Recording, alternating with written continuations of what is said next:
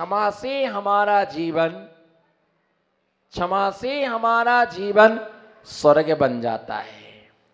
इसलिए ये पर्वादि राज पर्युषण के बाद में क्षमा वाणी का पर्व आता है, और जिसे हम सभी लोग प्रसन्न चित्त होकर के अपने अंदर की सफाई करते, अपने मन के लिए निर्मल करते, आपको नापा जा सकता है आप कितने धर्मात्मा हैं, आप कितने धर्मात्मा हैं।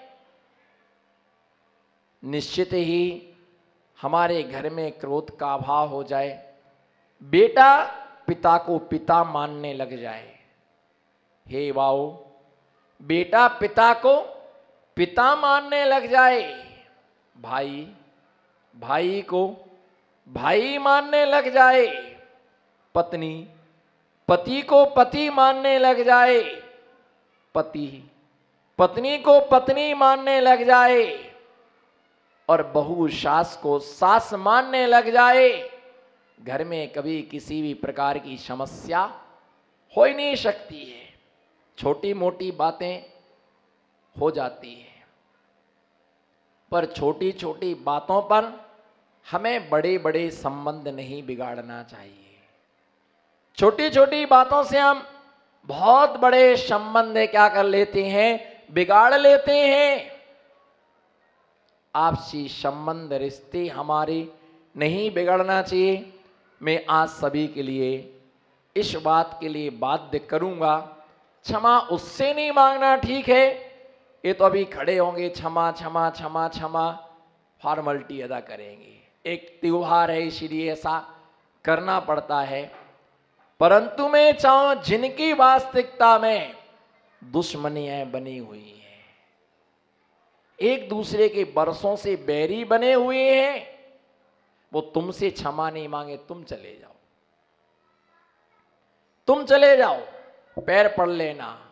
भैया यहां तो इतनी ही पैर पड़ना पड़ेंगे, जो गुरु के चरण पकड़ लेता है उसे किसी के पैर नहीं पकड़ना पड़ते हैं, और जो गुरु के सामने चार आंसू ढाल लेता है उसे दुनिया में किसी के सामने रोने की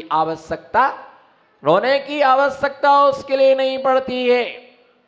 इसलिए अपने अंतस्थ को इतना साफ करें, स्वच्छ करें, विशुद्ध करें कि जिससे हमारी मित्रता, सौहार्दता, कोई भी कलुषता हमारे अंदर नहीं रहना चाहिए।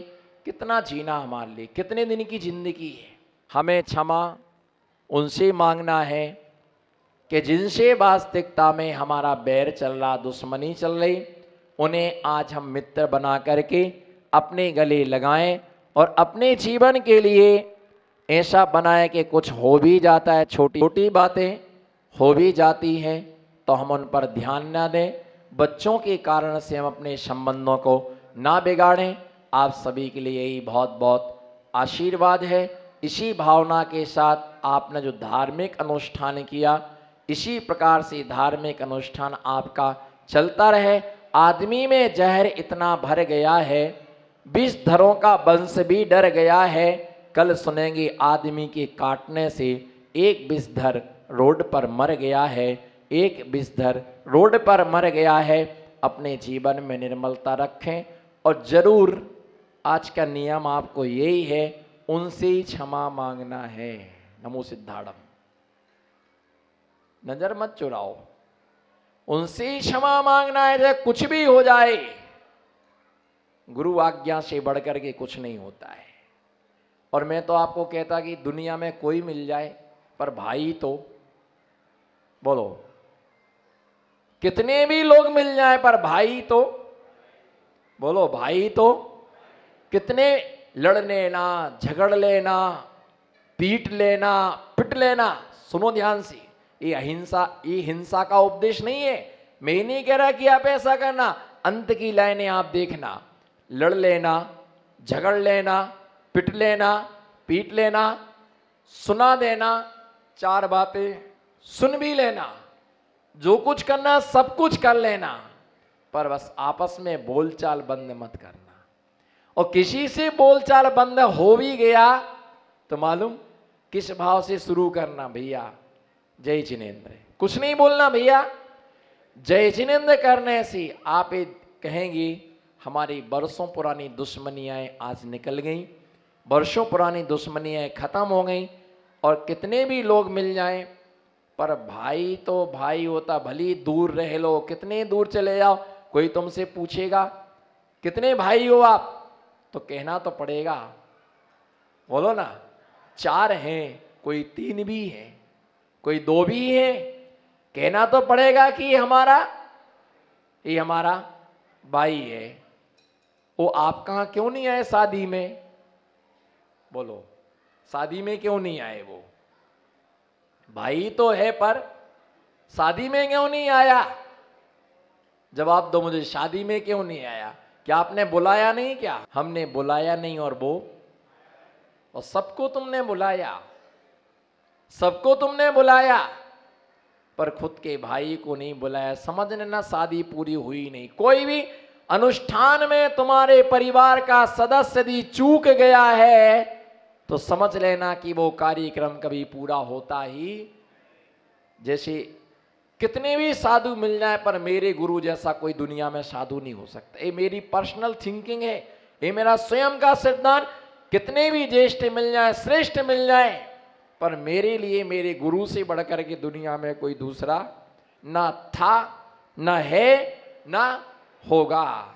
बस इसी प्रकार से, क्योंकि दुनिया से हमारे नाश्ता के संबंध होते हैं, पर भाई से हमारा खून का, भाई से हमारा खून का। देखो मैं एक छिल्ले बात से 1 मिनट का दृष्टांत है। भरत बाहुबली में सब कुछ हुआ, पर अंत में क्या हुआ? मुनि बन गया, तो फिर मुकुट किसको उतारना पड़ा? भरत को मुकुट उतार के रखना पड़ा। भैया मुझे, बोलो भैया मुझे, भैया मुझे क्षमा करो, भैया मुझे क्षमा करो। एक ऐसा भी सूत्र आता है जिसमें भाई बहन लिखा रहता है, राखी, ऐसा भी त्योहार आता है। तो भैया अपने अंदर से कलुषता को निकालें। जिनका माता पिता से बोलचाल बंद है, वो अलग रहते हैं, उनके भी एक बार जाके पैर छू लेना, उनसे भी कह देना अब तक जो कुछ हुआ हमें कोई मुनिराज जगाने वाले नहीं मिले, पर आज आचार्य श्री ने हमको जगा दिया। सारा सब कुछ एक तरफ, पैसा धन संपत्ति कुछ नहीं जाना साथ, कुछ भी साथ में नहीं जाएगा, पर जो तुम वात्सल्य रखोगे वो जाएगा। कैसा भी हो, तुम्हारे साथ कैसा भी किया हो, पर हमें ऐसा नहीं करना। बोलो हमारे साथ, हाथ उठा के बोलो छेले बच्चे, हमारे साथ कैसा भी किया हो पर हमें ऐसा नहीं करना। उसका उसके साथ, और हमारा बस हमें अपने मन में नहीं रखना। वो बोले ना बोले, पर तुम पैर पकड़ लेना। पर मुझे विश्वास है अगर तुम पैर पकड़ लोगे तो वो भी तुम्हें अपने हृदय से लगा लेगा। कोई इतना पत्थर दिल नहीं है। क्षमा वीरस्य भूषणम, क्षमा वीरों का आभूषण है। चलिए इसी भावना को सभी ध्यान में रख के चलें कि आज आप दिन भर में आपको यही करना। आकंठ पाप के सागर में डूबा रहता है। संसार में समीचीन मार्ग बताने वाले कम और खोटा मार्ग बताने वाले संसार में बहुत अधिक हैं। मार्ग तो आपके लिए एक पत्थर भी बता देता है, मार्ग तो आपके लिए का पत्थर भी बता देता है, परंतु मोक्ष का मार्ग जो है वो निर्ग्रंथ मुनिराज के द्वारा ही प्राप्त होता है। मार्ग तो आपके लिए पत्थर का टुकड़ा भी बता देता है। बोलो मार्ग तो आपको एक, मार्ग तो आपके लिए एक पत्थर का टुकड़ा भी बता देता है। जैसे जब हम रोड पर चलते हैं तो रोड के दोनों बाजू पत्थर लगे रहते हैं और उस पर लिखा रहता है यहाँ से बड़ोदरा 150 किलोमीटर दूर है। इस तरफ एक गांव है, इस तरफ एक गांव है, इस तरफ एक गांव है, तो मार्ग तो आपके लिए एक पत्थर भी बता देता है, पर पत्थर आपके लिए मोक्ष मार्ग नहीं बताता। संसार में गलत उपदेश देने वाले बहुत हैं, भ्रम को पैदा करने वाले संसार में बहुत हैं, शंका के लिए उत्पन्न कराने वाले संसार में बहुत हैं, परंतु सही मार्ग बताने वाला वह जीव होता है जिसके मन में किसी भी प्रकार का स्वार्थ हो। बोलो सही मार्ग। सही मार्ग वो बताने वाला होता जिसके मन में किसी भी प्रकार का स्वार्थ नहीं होता है। वो सत्य भी वही बोलता है जिसके मन में किसी भी प्रकार का स्वार्थ की लगार नहीं होती है। ऐसा व्यक्ति शुद्ध उपदेश दिया जाता। उपदेश देने का अधिकारी कौन? यदि आगम के अनुसार देखा जाए तो उपदेश देने का अधिकार मात्र का आचार्य और उपाध्याय के लिए होता है और किसी के लिए उपदेश का अधिकार नहीं होता है, क्योंकि आगम का जिसे ज्ञान होता है वही भव्य जीवों को उपदेश देने का अधिकार होता है। मूर्खों को कभी उपदेश नहीं देना चाहिए। बोलो मूर्खों को और अज्ञानियों को कभी उपदेश नहीं देना चाहिए। कारण जिस प्रकार से सर्प अपनी कांचली को छोड़ देता है, बोलो सेठ जी, सर्प